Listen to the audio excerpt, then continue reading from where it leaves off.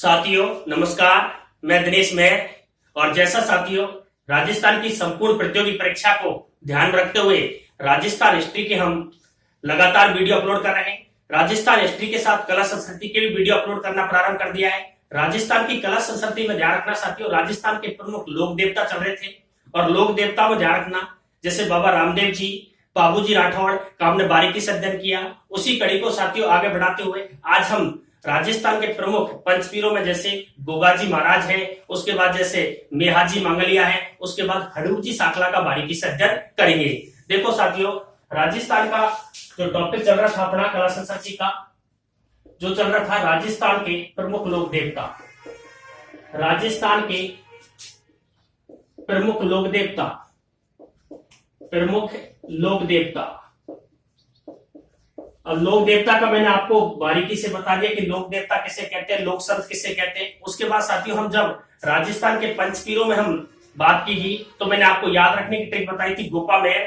आपको गोपा मेहर से सारे राजस्थान के जितने भी 5 देवता हुए जिनको पंचपीरों की श्रेणी में शामिल किया गया है उन्हें साथियों ध्यान रखना, पंचपीरों की श्रेणी में शामिल किया, उन्हें गोपा मेहर से आप याद रख सकते हो। उसी कड़ी में साथियों हम आगे बढ़ते हुए एक बहुत ही महत्वपूर्ण पंचपीर का अध्ययन करेंगे। उनका नाम है साथियों हड़बूजी साकला। हड़बूजी साकला, हड़बूजी साकला। ध्यान रखना साथियों, यहां से क्वेश्चन निश्चित आता है। अब पहले मैं आपको बता देता हूं कि कंपटीशन के एग्जाम में यहां से एक क्वेश्चन पूछा गया है। वो साथियों क्वेश्चन ऐसे पूछा गया है, राजस्थान का एकमात्र ऐसा कौन सा देवता है जिसकी गाड़ी की पूजा होती है। राजस्थान का एकमात्र ऐसा कौन सा लोक देवता जिसकी गाड़ी की पूजा होती है, तो ध्यान रखना हड़बूजी साकला है। कौन से? हड़बूजी साकला। एक साथियों ये क्वेश्चन पूछा गया है कि निम्नलिखित में से एकमात्र ऐसा कौन सा लोक देवता है, या ऐसा कौन सा पंचपीर है जिसे शकुन शास्त्र या भविष्य का वक्ता मानते हैं, तो ध्यान रखना हड़बूजी साकला को ही मानते हैं। इस प्रकार से साथियों अब तक 2 क्वेश्चन पूछे गए। आगे हम खुल के चर्चा करेंगे, इनका जन्म कहाँ हुआ, इनका मंदिर किसने बनवाया था, राव जोधा की सहायता कैसे की थी, राव जोधा ने जो मंडोर पर विजय पाई वो किसके आशीर्वाद से पाई, उनकी हम खुल के चर्चा करेंगे। देखो साथियों, हड़बूजी साकला की बात करें तो ध्यान रखना आपको समझना पड़ेगा साथियों राजस्थान का मानचित्र। और राजस्थान के मानचित्र में आपको देखा जाए तो ध्यान रखना साथियों, राजस्थान के मानचित्र में एक मध्यस्थ जिला पड़ता है, उस जिले का नाम है नागौर। उस जिले का क्या है? नागौर। जैसे राजस्थान में यहाँ पर नागौर है। अब साथियों ध्यान रखना, नागौर को राजस्थान की धातु नगरी भी मानते हैं क्योंकि यहाँ पर पुरापाषाण काल में आपको पता है कुराड़ा नामक स्थान पर भी कुछ उपकरण मिले हैं।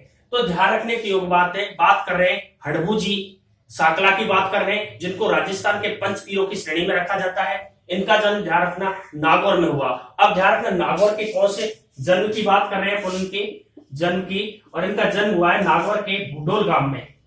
नागौर के भूडोल गांव में हुआ है। और ये भूडोल गांव कहां पड़ता है? डिडवाना तहसील में। कहां पड़ता है? डिडवाना तहसील में, आपको याद रखना है। उसके बाद इनके पिताजी के नाम पर चर्चा करें, पिताजी का नाम, तो ध्यान रखना पिताजी के नाम पर चर्चा करें तो मेहाजी साकलिया था। मेहाजी साकला, मेहाजी साकला था। अब ध्यान रखना इनके पिताजी का नाम मेहाजी साकला था। इनका जन्म ध्यान रखना नागौर के भूडोल गांव में डिडवाना तहसील में हुआ।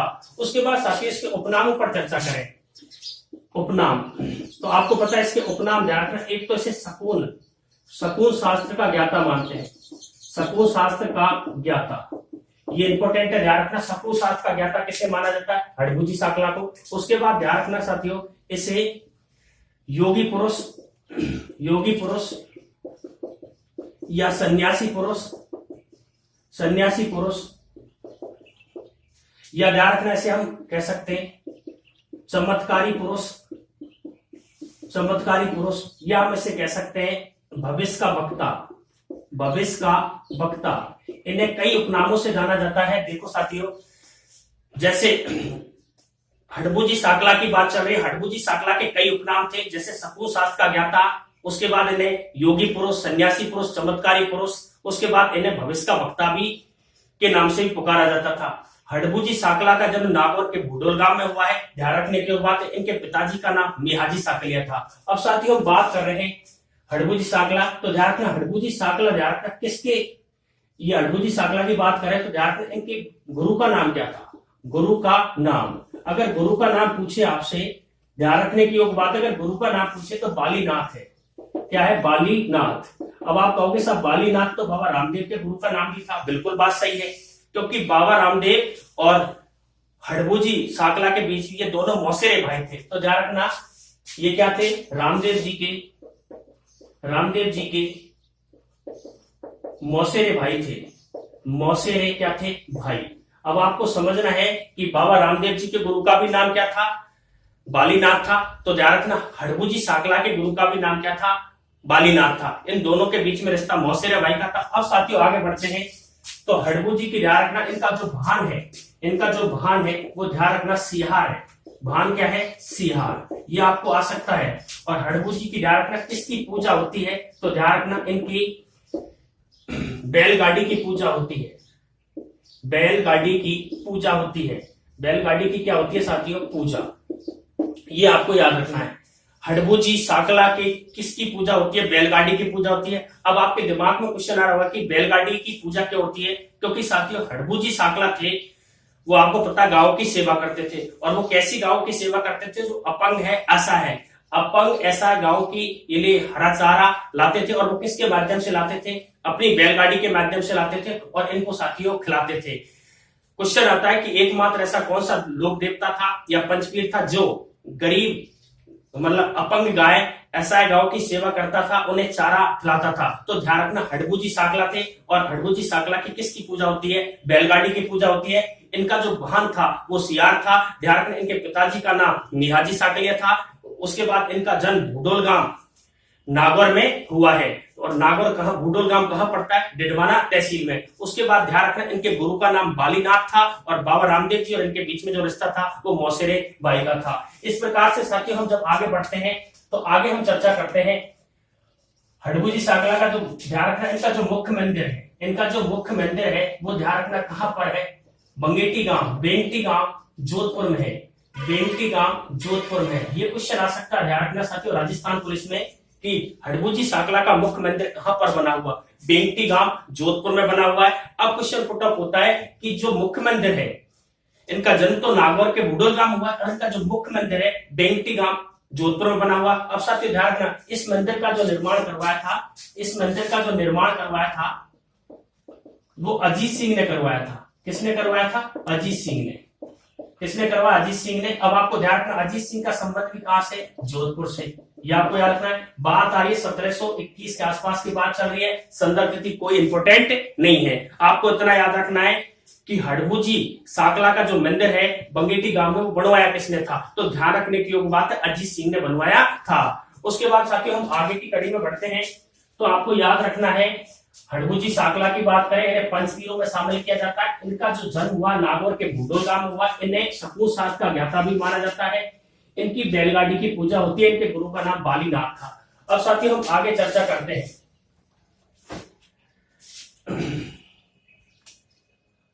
हडभुजी साकला की बात चल रही है, तो ध्यान रखना ये किसके समकालीन थे? किसके समकालीन थे? तो ध्यान रखना ये समकालीन पूछे जाए तो राव जोधा के समकालीन थे। राव जोधा का संबंध कहां से था? जोधपुर से। अब आपको पता है जोधपुर बसाया किसने था? 1559 के आसपास। 1559 के आसपास राव जोधा ने जोधपुर की स्थापना की थी। जोधपुर की क्या की थी?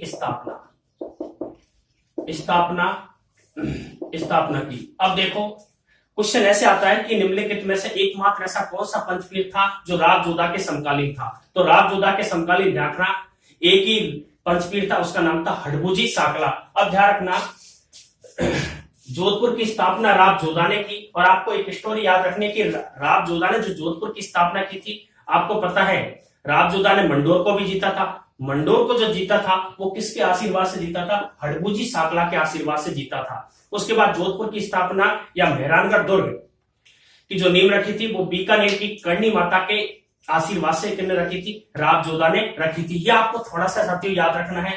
अब बात करते हैं हडभुजी साकला किसके समकालीन थे? राव जोधा के। राव जोधा को आपको पता है इन्होंने राव जोधा ने मंडोर जीता, वो किसके आशीर्वाद से जीता? हडभुजी साकला। अब साथियों ध्यान रखना हडभुजी साकला ने राव जोधा को एक तो कटार भेंट में की थी, कटार एवं एक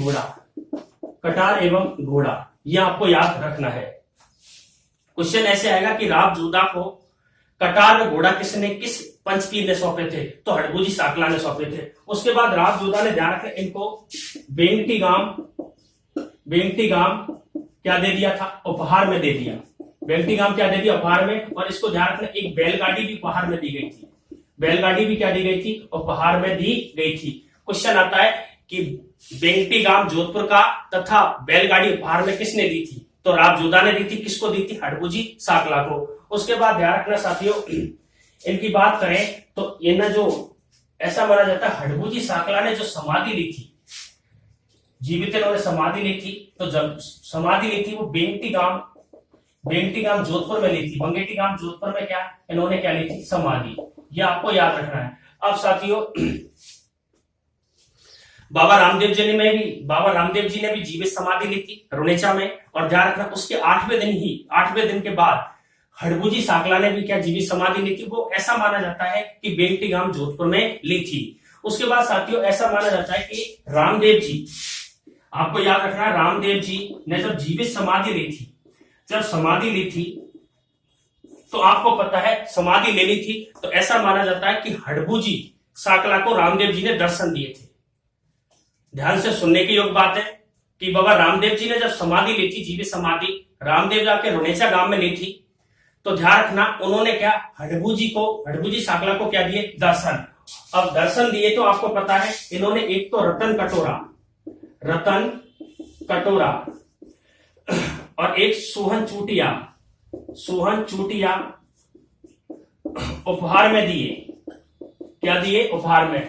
अब आपको पता रतन कटोरा और सोहन चूटिया किसने उपहार में दिए, रामदेव जी ने। किसको दिए थे, हड़बूजी साकला को दिए थे। उसके बाद साथियों हड़बूजी साकला से मेन क्वेश्चन तो बढ़ता है कि हड़बूजी साकला का जो मंदिर है बंगेटी गांव को किसने बनवाया, अजीत सिंह ने। किसके समकालीन थे, राव जोधा के। अब ध्यान रखना राव जोधा ने जो अंतिम समय गुजारा था वो हड़बूजी साकला के ही पास गुजारा था। उसके बाद ध्यान रखना साथियों इनकी गाड़ी बहुत महत्वपूर्ण है। इनकी ध्यान रखना जो मंदिर बना हुआ है उसमें किसकी पूजा होती है, इनकी बैलगाड़ी की पूजा होती है। किसकी होती है, बैलगाड़ी की क्या होती है साथियों, पूजा। यह आपको याद रखना है। बात हुई है साथियों अपने एक प्रमुख पंचवीर हड़बूजी साकला जन्म क्लियर हो चुका है। किसके समकालीन थे, रामदेव जी ने क्या भेंट दिया था, राव जोधा ने जो मंडोर जीता वो किसके आशीर्वाद से जीता था, क्या उपहार में दिए। उसके बाद हड़बूजी को कौन सा गांव उपहार में दिया, इसका मुख्य मंदिर कहां पर है, इसका प्रतीक चिन्ह क्या है, इसका वाहन क्या है, उसके बारे में हम चर्चा कर चुके हैं। उसके बाद साथियों इसके उपनामों पर भी चर्चा कर चुके हैं। अब साथियों हम आगे थोड़ा सा और चर्चा करते हैं। हड़बूजी साकला का कंसेप्ट साथियों क्लियर हुआ और आपको ध्यान रखने की योग बात है कि इनके 2-3 क्वेश्चन बनते हैं वो आपको क्लियर हो चुके होंगे। अब साथियों हम आगे बढ़ते हैं। तो अब देखो मैंने आपको एक तो पाबूजी राठौड़ की मैंने आपको पूरी कथा सुनाई थी कि पाबूजी राठौड़ फूलम देश से शादी करने के लिए अमरकंटक जाते हैं। अब साथियों ध्यान रखना आपको एक पढ़ना है रूपनाथ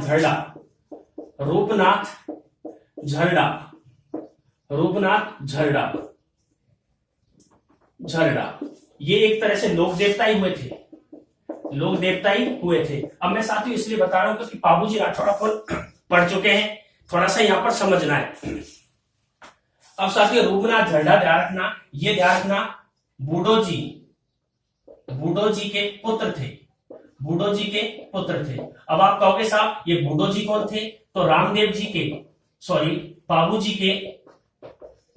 पाबूजी के बड़े भाई थे। क्या थे, बड़े भाई थे। क्वेश्चन आता है कि रामदेव जी के बड़े भाई का नाम क्या था, बूढ़ो जी। और आपको पता बूढ़ो जी किसके साथ वीरगति प्राप्त हुए थे, पाबूजी राठौड़ के साथ। कौन से गांव में वीरगति प्राप्त हुए, देचू गांव में। क्यों वीरगति प्राप्त हुए, क्योंकि देवल चारणियों की इन्होंने गाय बचाई थी। अब साथियों ध्यान रखना रूपनाथ झरडा, इसलिए याद रखना रूपनाथ झरडा ने ध्यान रखना जिंदराव खींची